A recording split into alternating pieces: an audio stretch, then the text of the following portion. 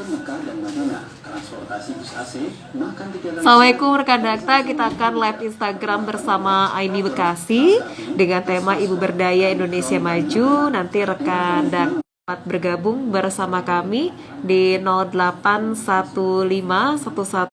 Apakah ini juga termasuk rekan Dakta agar nantinya di tangan seorang ibu Indonesia akan maju begitu. Tentunya harus ada beberapa pertimbangan-pertimbangan tertentu. Nanti kita akan membahas rekan Dakta bersama divisi edukasi dari IB Bekasi Eyang Herdiani dia. Rekan Dakta dapat bergabung bersama kami di 0815 11 107 107 dan kami mencoba untuk mengundang Eyang Her untuk bergabung bersama kami di live Instagram kami bersama IB Bekasi.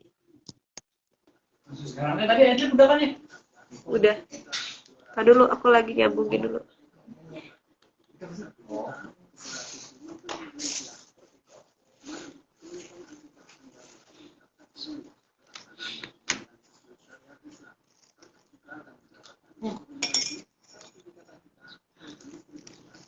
Sekarang bisa melalui transfer ke rekening.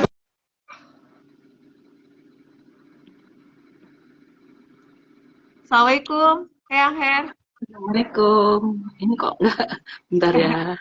Iya, coba. Ininya ya belum keluar ya. Wajah Eyang Hernya belum kelihatan ini. Bentar ya, bentar. Coba. Mesti balik dulu deh ini. Balik dulu mungkin. Assalamualaikum, Mbak Ufin. Waalaikumsalam. Oke. Tapi Mbak Ufin kok gelap ya? Masa? Iya. Aku nggak lihat apa-apa itu. Oh. Tapi saya nggak bisa lihat Eyang kok ini. Iya, atasnya gelap nih, gimana ya caranya? Coba saya. Oke, nggak apa-apa. Ditunggu sebentar Eyang ya. Iya, terima kasih. Dan cerdas. Dakta Radio, bijak dan cerdas. Rekan Dakta Ibu Berdaya Indonesia Maju, live Instagram kami bersama IB Bekasi, bersama Divisi Edukasi dan Pelatihan IB Bekasi, sekaligus konselor menyusui, ada Eyang Heriandi dia. Assalamualaikum Eyang. Waalaikumsalam, Mbak Ufin. Kabar baik Eyang? Alhamdulillah sehat. Alhamdulillah sehat. Sudah lama ya kita tidak on air lagi ya? Iya, gantian. Iya, kalau rekan Dakta selalu menyimak talkshow kami bersama IB, tentu kalau sama Eyang nih salah satunya yang sudah sepuh ya, tapi masih semangat Eyang ya.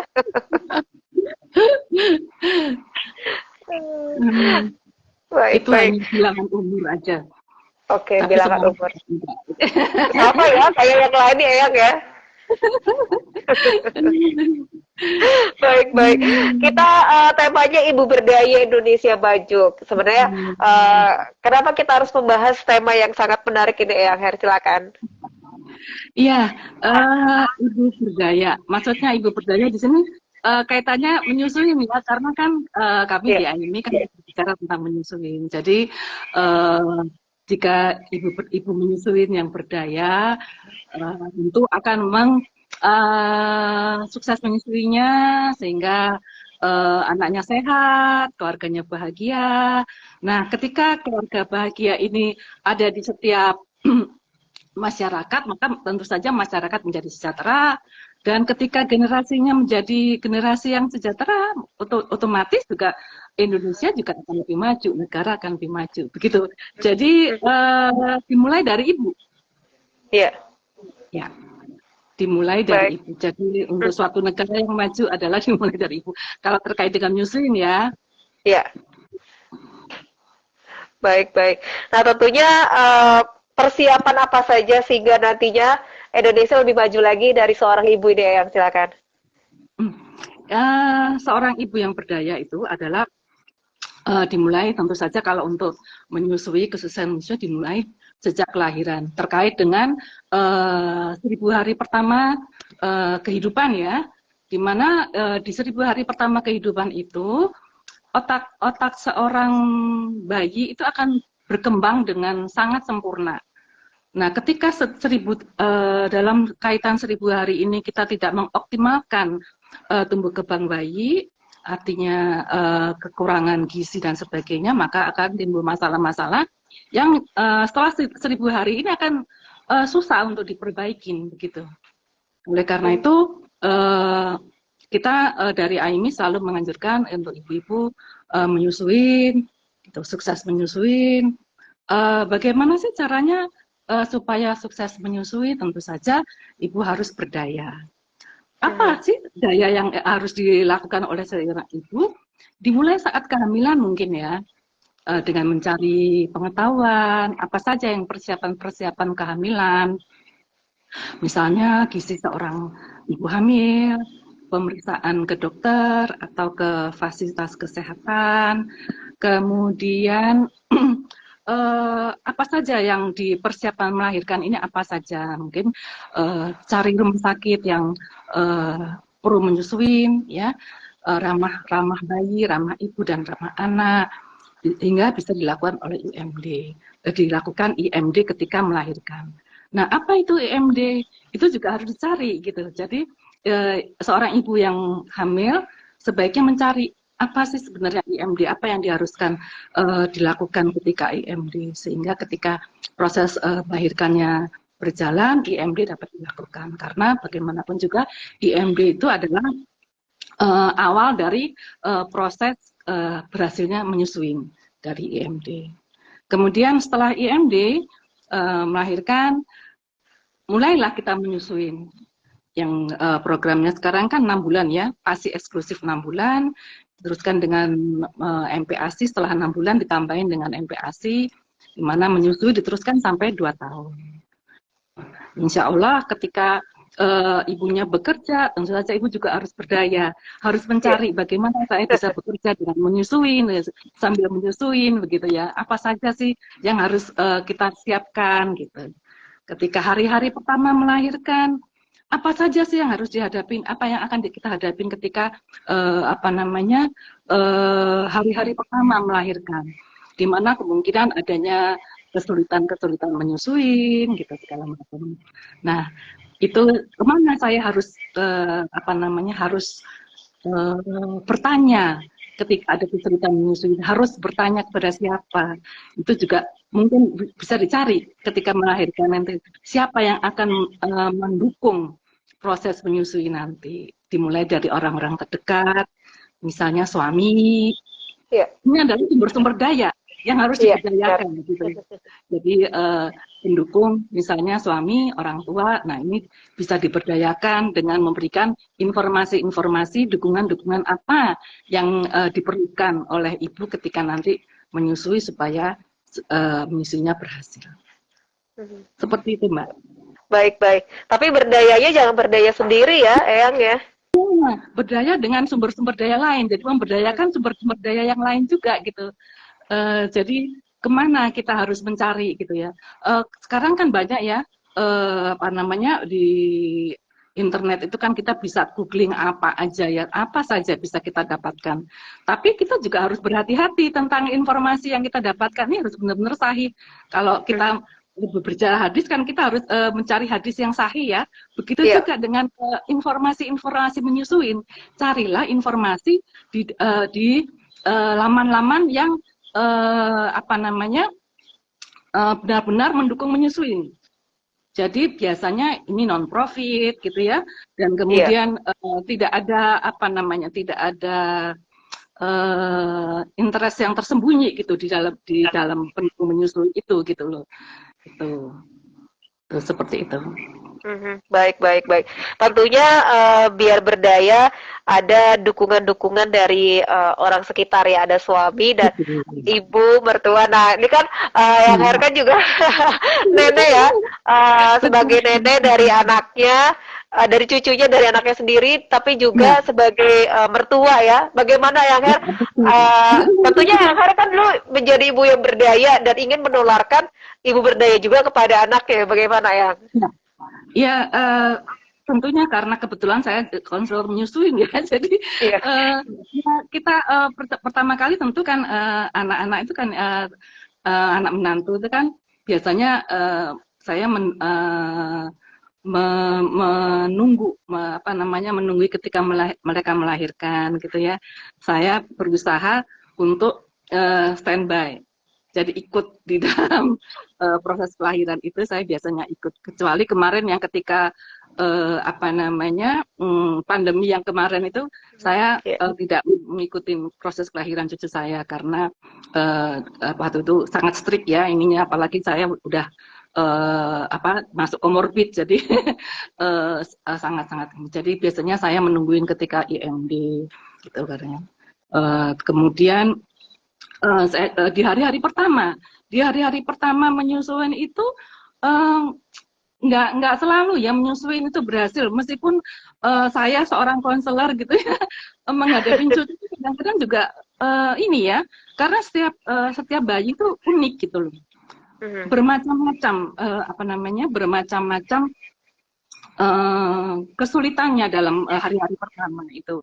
Alhamdulillah sih ketika kami siap gitu ya, otomatis juga kita dan saya juga berdaya loh menghadapi kesulitan menyusuin pada cucu itu. Kemudian saya bertanya-tanya kepada ahlinya, tentu saja ya, kebetulan ada teman-teman yang ahli gitu ya, dokter segala macam. Saya nggak malu-malu nanya gitu, ini kenapa ini begini seperti itu. Karena kan meskipun apa namanya bayi itu memang unik gitu, artinya anak pertama maupun anak kedua, ketiga, keempat itu berbeda gitu artinya, walaupun tidak berarti kalau anak pertama sukses, terus kemudian anak kedua, ketiga, keempat sukses gitu loh. Tentu saja ada hambatan-hambatan. Nah, tapi biasanya hambatan-hambatan ini adalah muncul di hari-hari pertama kelahiran ya, maksimal 1 bulan lah. Ketika melewati 1 bulan itu biasanya, alhamdulillah ya, sudah terlewatin semua ini. Gitu. Sehingga kita bisa menginjak ke state berikutnya, ketika ibunya mulai akan bekerja. Jadi apa persiapan ibu bekerja, begitu. Ketika itu jadi kita mungkin saya biasanya saya menjadi ini ya apa namanya ngajarin pengasuh bayi untuk memberikan asupan bayi dengan ASI perah. ASI perah itu tidak dengan dot gitu ya, dengan ini. Nah itu biasanya tugas saya sebagai seorang eyang ketika sampai tahapan itu gitu, sehingga ibunya bisa bekerja dengan nyaman meninggalkan bayinya ketika si mbak juga sudah bisa memberikan ASI perah dengan tidak dengan botol. Baik. Alhamdulillah. Jadi yang ini support system yang luar biasa ya, jarang loh ada ibu atau mertua seperti yang hari ini. Enggak juga sih, saya kira semua orang tua, semua ibu, semua orang tua, semua mertua itu kepengen mendukung anaknya. Cuman mungkin informasi yang didapat itu kurang, gitu loh. Dukungan apa yang harus diberikan gitu, karena seorang eyang itu biasanya kalau cucunya kenapa-kenapa, jadi ketika cucunya menangis, cucunya apa gitu, rewel itu segala macam, pasti eyang akan lebih dulu panik gitu, dan asumsinya pasti dia lapar gitu, jadi asinya kurang dan sebagainya gitu, sehingga muncullah anjuran dari mertua atau ibu itu memberikan tambahan ASI gitu, susu formula dan sebagainya. Sebenarnya kalau si mertua atau ibu ini mendapat informasi, kenapa sih tidak diberikan asupan lain selain ASI, kenapa sih ada kesulitan-kesulitan menyusu di hari-hari awal kelahiran, itu insya Allah sih mereka akan bisa melewatin hari-hari yang sulit ini. Banyak kok yang ketika datang ke saya dengan ibunya gitu, kita ngobrol sama gitu ya, oh begitu, karena memang tidak mengerti, tidak ada informasi-informasi untuk yang tersedia. Oleh karena itu saya menyarankan untuk ibu-ibu yang akan melahirkan ini, berdayakanlah ini sumber daya orang tua, suami, dan berikan informasi sebanyak-banyaknya, dukungan apa yang akan diberi, kenapa harus ASI, kenapa tidak boleh dengan dos gitu. Itu semua diberikan informasi tersebut kepada calon-calon pendukung ini gitu. Baik, Sehingga, jangan berdaya ibunya, si ibu kita ini, saya ataupun yang ibu-ibu muda lainnya, jangan berdaya sendirian mencari ilmu sendiri, tapi semuanya pun harus bisa mencari ilmu ya, Yang ya. iya, betul, betul. Ilmu tentu saja sangat penting di dalam menyusui ini karena kalau eh, kalau kita kurang ilmu maka kita akan mudah panik menghadapi kesulitan-kesulitan karena nggak semuanya loh. Ketika kita sudah siap ilmunya gini-gini, ketika di praktek di lapangan adanya kesulitan-kesulitan, panik lah gitu. Ya. Sehingga akhirnya ketika panik timbul tidak percaya diri. Ketika tidak percaya diri maka mulailah ini ada setan-setan yang masuk gitu loh. ASI saya kurang atau saya berdosa sebagai ibu tidak bisa memberikan ASI, apa gini-gini dan sebagainya dan sebagainya. Untuk carilah pengetahuan, temuilah konselor menyusui paling enggak. Di Bekasi ini di AIMI sendiri kita udah mempunyai lebih dari 10 orang konselor yang insya Allah siap membantu.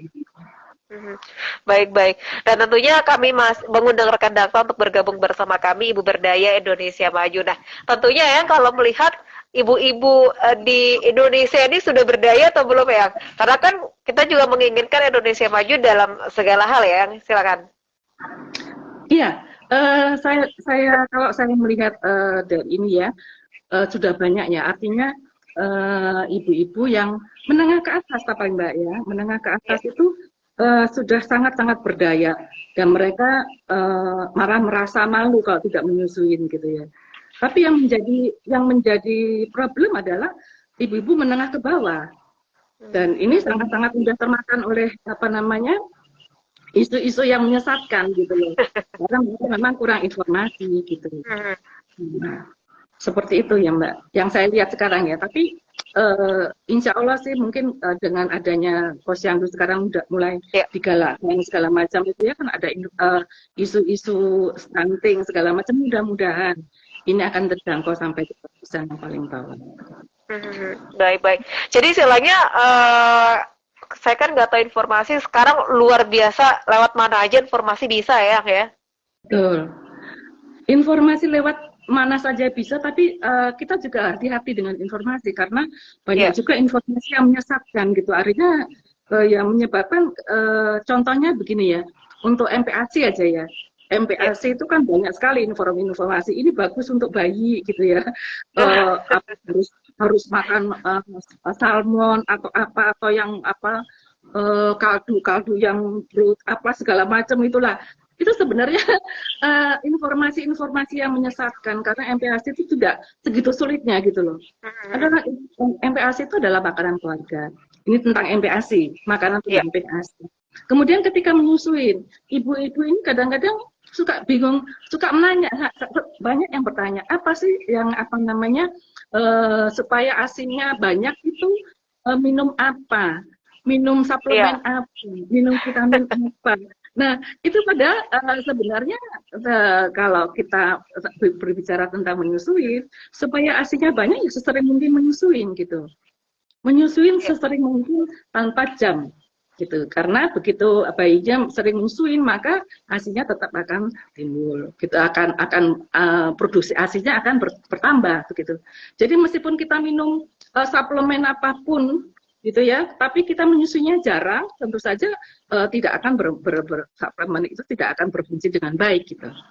Jadi nggak usah jauh-jauh, nggak usah minum suplemen macam-macam, tapi susuilah bayi sering mungkin aja gitu, sehingga produksi asinya akan bertambah.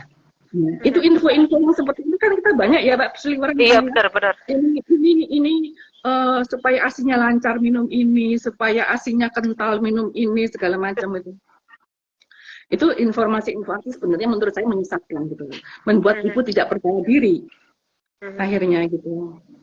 Iya, baik-baik. Tapi yang mungkin kita flashback dulu zaman yang bagaimana ketika mungkin melahirkan dukungan dari ibu, apakah ada tidak seperti saat ini untuk dukungan-dukungan kepada ibu?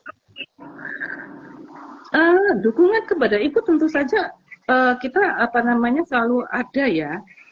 di AIMI sendiri kan kita kan juga ada kelas-kelas menyusuin gitu, kelas-kelas MPASI. Itu maksudnya kita memberikan dukungan informasi kepada ibu-ibu gitu, bagaimana menyusui yang benar, bagaimana memberikan MPASI yang benar supaya bayinya tidak stunting dan sebagainya, supaya bayinya tidak kurang gizi dan sebagainya itu.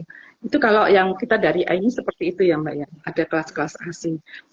Kemudian juga ketika ibu-ibu kesulitan dalam hal menyusui, mungkin bisa menghubungin divisi konseling dari AIMI. Di mana saja di seluruh Indonesia kayaknya AIMI sudah ada divisi konselingnya, dan teman-teman ibu-ibu yang membutuhkan bisa berkonsultasi kepada divisi konseling AIMI. Baik. Tapi kalau ketika ada konsultasi dengan IB, ada tidak eyang-eyangnya, calon eyangnya dibawa oleh calon ibunya?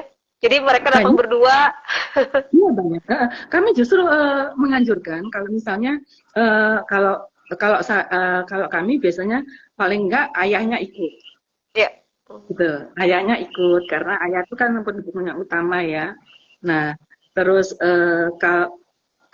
kalau misalnya nanti kalau ibu bekerja ya, ibunya sama siapa nanti anak ini akan ditinggal gitu.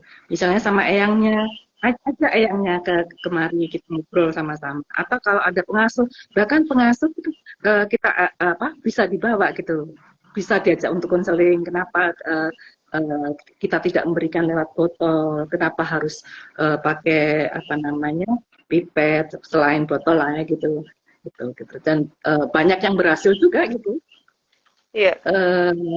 Dengan membawa pengasuh, dengan membawa ibu, ada tetangganya gitu yang yang pokoknya yang merawat bayi ketika ibu bekerja gitu. Baik. Nah tapi dulu kan juga ada beberapa pemberitaan seorang ibu istilahnya berbuat tega terhadap anaknya yang baru lahir ataupun masih balita. Nah, ini kalau melihat fenomena seperti ini seperti apa? Ini kan berarti ibunya tidak berdaya ya? Ya, macam-macam sih Mbak penyebabnya mungkin kan karena kekurangan dukungan, jadi membuat ibu juga stres. Ya. Banyak juga yang mengalami baby blues ya ketika tidak ada dukungan karena menyusun itu capek.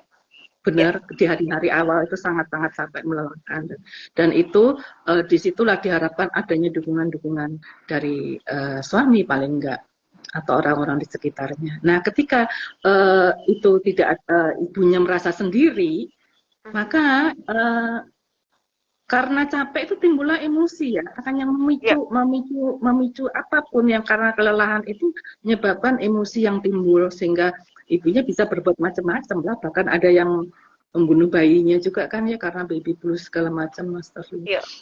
Itu jadi seorang ibu yang jadi harapan seorang ibu yang bersiap untuk melahirkan sebaiknya memberdayakan diri. Paling enggak di puskesmas aja sekarang sudah ada kok konsultasi untuk ini gitu tuh. Saya lihat di sekitar kalau nggak salah beberapa puskesmas, saya diundang di beberapa puskesmas di Bekasi sudah ada yang seperti itu. Jadi kami juga sering berbicara dengan ibu-ibu gitu ya.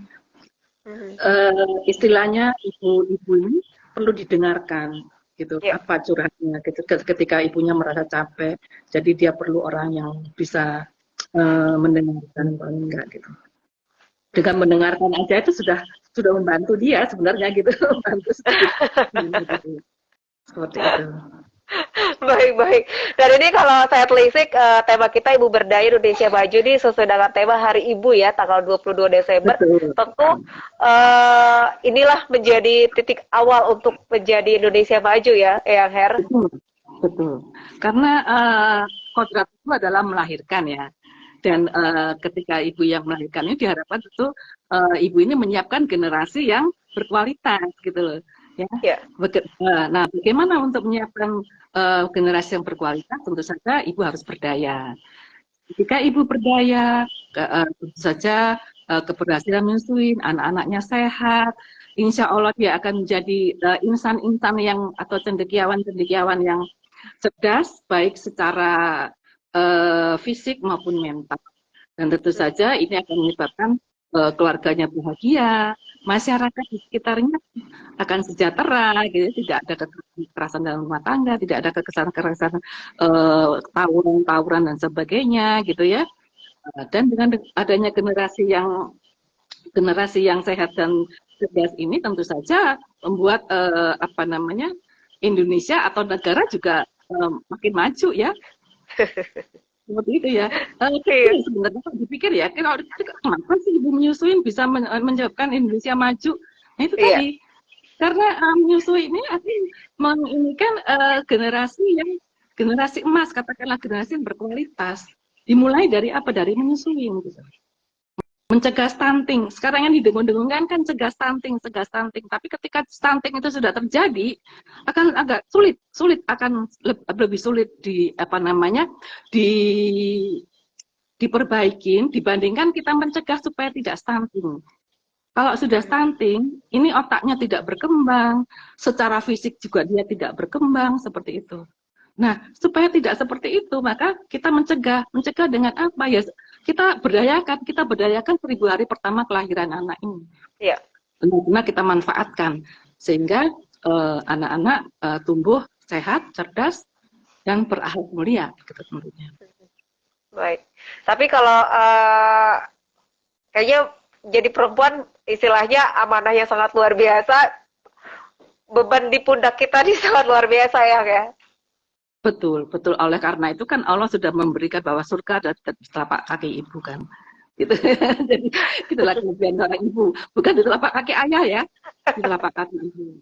Karena beban itu yang seperti itu ya, gitu. Tapi bukan berarti ayahnya juga nggak begini loh ya. Ayah yang berdaya pun tentu saja akan menyebabkan keberhasilan menyusui. Keberhasilan menyusui menyebabkan keluarga juga makin bahagia begitu. Jadi sama-sama ibu berdaya, ayah berdaya, nenek berdaya, semua berdaya. Sumber-sumber daya ini kita manfaatkan, gitu. Sehingga bersama-sama kita bahu membahu, gitu, supaya kita bisa menyiapkan generasi yang baik, gitu. Generasi yang berkualitas. Baik. Tapi kan istilahnya kalau dilihat dari culture kita kan yang materialnya ya. Nah, bagaimana kalau dilihat ya masih ada culture seperti itu, tentu kan harus seimbang ya. Saya kira sekarang enggak kok culture yang bahwa ayah tidak ikut-ikut dalam rumah tangga. Ini yang saya perhatikan ya. Ketika zaman saya dulu seperti itu. Tapi anak-anak saya kayaknya enggak loh ya. Saya lihat juga banyak ayah-ayah lain. Kalau saya ke mall tuh saya lihat banyak ayah-ayah yang menggendong bayinya dan dia bangga tuh gendong bayi, gitu. Kan kalau kita lihat ya banyak sekali kan. Terus ayah ikut dalam pola asuh anak itu sekarang sudah bukan hal yang memalukan gitu loh. Kalau yang dulu kan, kalau zaman saya dulu kan benar-benar kan. Paternitas kan kayaknya benar-benar ayah itu hanya cari uang aja gitu. Tapi kan sekarang kayaknya enggak. Meskipun tugas ayah adalah mencari uang. Tapi ketika dia dia juga ikut dalam menciptakan generasi yang berkualitas ini gitu. Ayah harus ada di situ. Iya, mungkin juga keluasan berpikir kita ya, secara logika dan sebagainya, tentu informasi, dan memang pada kenyataannya ada yang seperti itu, tidak hanya ditugaskan ke perempuan saja begitu, ditugaskan kepada seorang ibu ya. Jadi kayaknya nilai-nilai itu sekarang sudah hampir bergeser kok Mbak. Yeah. Mudah-mudahan segera bergeser karena dengan seperti sekarang ini, kalau saya dulu, ini contoh saya sendiri ya, saya dulu anak saya banyak, saya tidak pernah repot karena pembantu saya ada 3. Tapi sekarang cari pembantu kan susah ya. Iya. Jadi mau nggak mau, ya ayah juga harus ikut gitu loh. Iya. Gitu ya. Seperti itu. Jadi memang pergeseran nilai itu semakin kesini, menurut saya semakin melibatkan ayah banget gitu. Yang saya ketahuin ya, tidak hanya di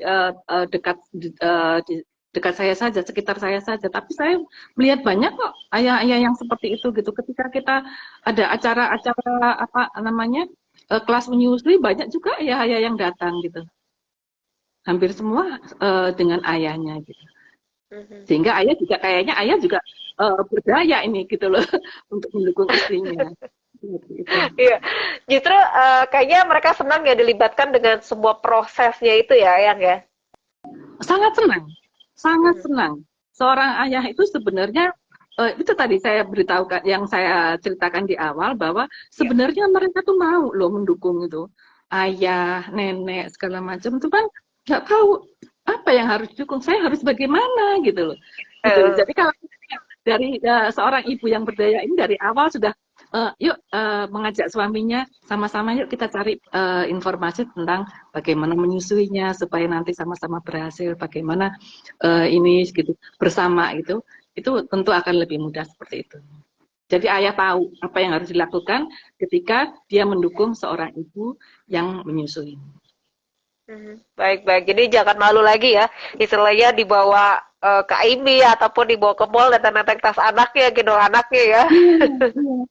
Saya lihat, saya waktu itu mengantarkan cucu saya ikutan gitu ke rumah sakit, saya lihat banyak kok ayah-ayah yang ikutan apa namanya Iya, mengantarkan istrinya ini banyak hampir hampir hampir semua dampingin ayahnya gitu. Berarti ayah-ayah ini juga sudah lebih apa ya sudah lebih sadar tentang posisinya tentang apa namanya ya posisinya sebagai pendukung gitu. Berapa iya. pentingnya posisi seorang ayah itu bagi keberhasilan nyusuin ini saya melihat sudah banyak yang sadar sih sebenarnya. Iya, baik, Tapi baik. sekali lagi Mbak, itu hanya Hmm? menengah ke atas, menengah ke Oh, bawah saya belum lihat. PR banget itu Mbak, karena kan iya bener, bener. banyak ya, Iya, lebih banyak yang menengah ke bawah dibandingkan menengah ke atas gitu. Nah sekarang tugas kita sama-sama mungkin berbudayakan diri bagaimana kita bisa menjangkau yang di bawah ini gitu. iya. Baik, baik. Kita jeda sejenak, kita akan lanjutkan kembali setelah informasi berikut ini. Silakan. Dokter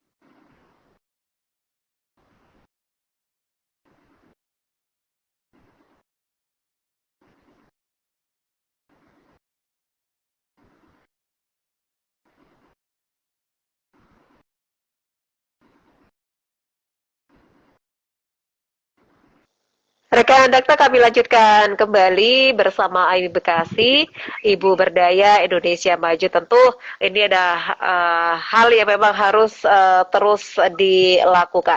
Her, mungkin apa yang bisa dilakukan oleh Aimi agar Ibu bisa berdaya dan tentunya ini bisa menjadi konsisten agar nantinya Indonesia tetap maju. Her, silakan.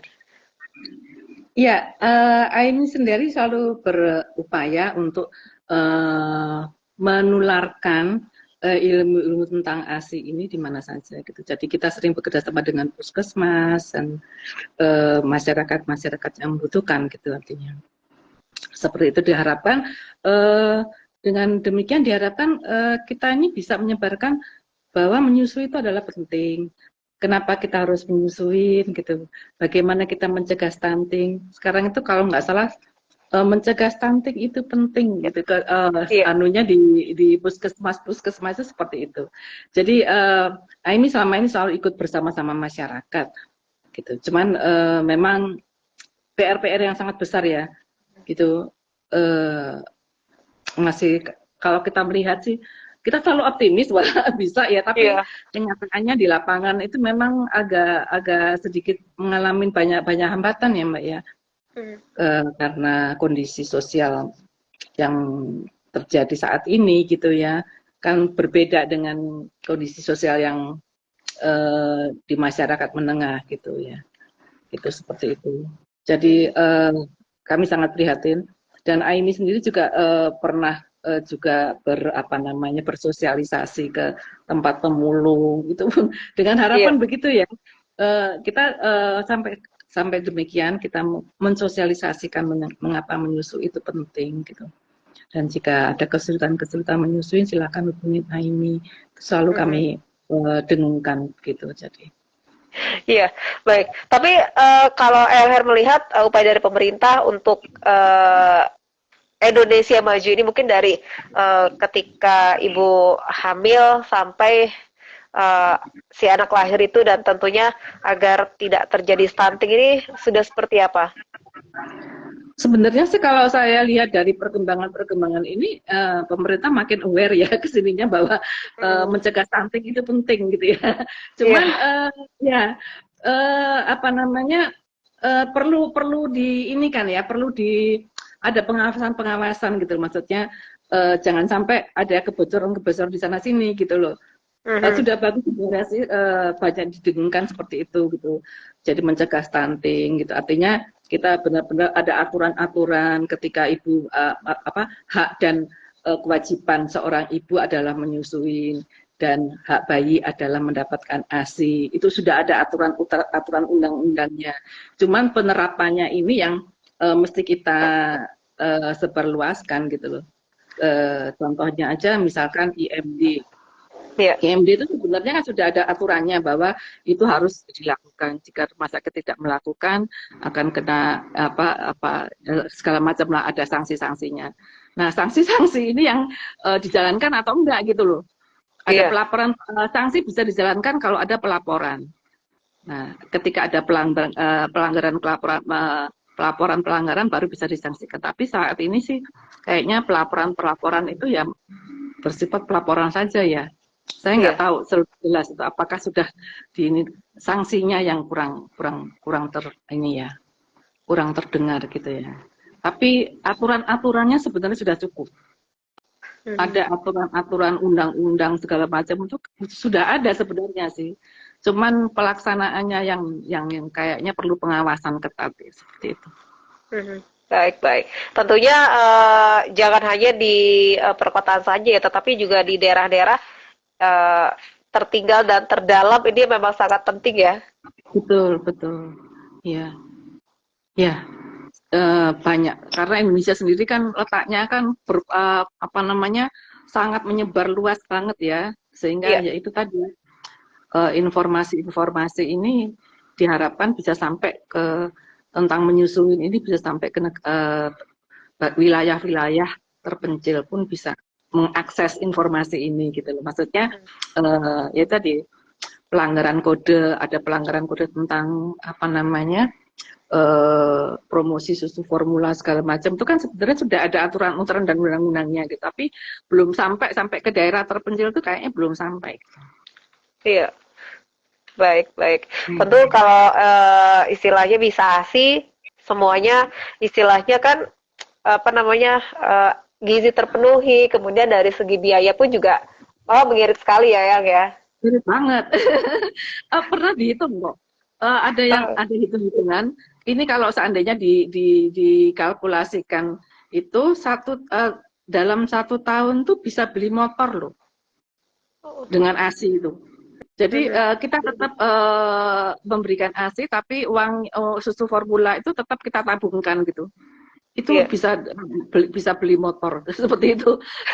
Kalkulasinya seperti itu tahun 2014 padahal mungkin sekarang iya, lebih tinggi lagi ya, karena iya benar. harga susu formula kan lebih tinggi sekali sekarang itu.